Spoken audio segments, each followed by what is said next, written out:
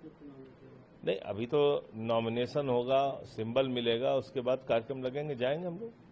आम आदमी पार्टी वहाँ मजबूती से चुनाव लड़ेगी? हाँ, वहाँ की स्टेट इकाई जो है वो अपने साथियों के साथ एक जो भी सूची तैयार करके यहाँ पीएससी के सामने भेजेगी, वो कैंडिडेट लड़ेंगे।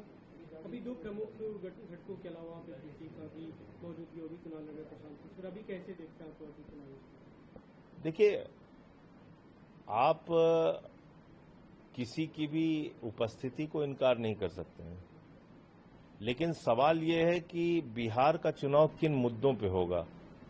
क्या वोट चोरी पे होगा, बेरोजगारी पर होगा, शिक्षा के सवाल पर होगा, कानून व्यवस्था के सवाल पे होगा, अस्पताल के सवाल पे होगा, या फिर जाति धर्म के आधार पर होगा।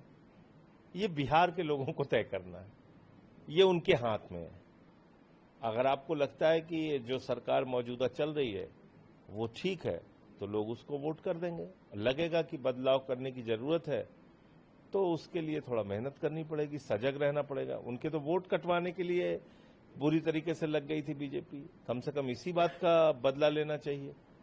दलित समाज से आने वाले एक मुख्य न्यायाधीश के ऊपर जूता फेंका जा रहा है, तो कम से कम इसी का सबक सिखा दे बिहार के लोग। लेकिन आपने जो शिक्षा स्वास्थ्य की बात की, आपके जो मुद्दे थे पीके वो आप मुद्दे उठा रहे हैं। देखिए, एक तो ये है कि वो मुद्दे उठा रहे हैं, दूसरा ये है कि हमने ये प्रयोग जमीन पे करके दिखाया है। दोनों में जमीन आसमान का अंतर है।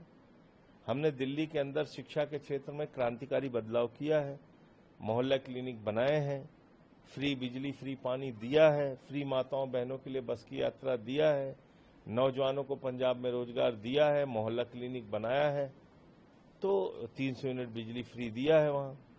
तो जब आप 35 साल से जिन नहरों में पानी नहीं आ रहा था पंजाब की, उन नहरों में पानी आने लगा।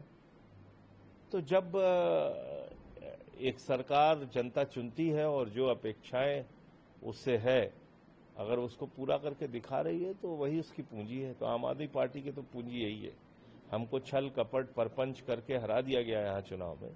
वोट चोरी दिल्ली में भी हुई, वो अलग बात है, लेकिन जनता का तो प्यार इसीलिए मिलता है कि हमने काम करके दिखाया। केजरीवाल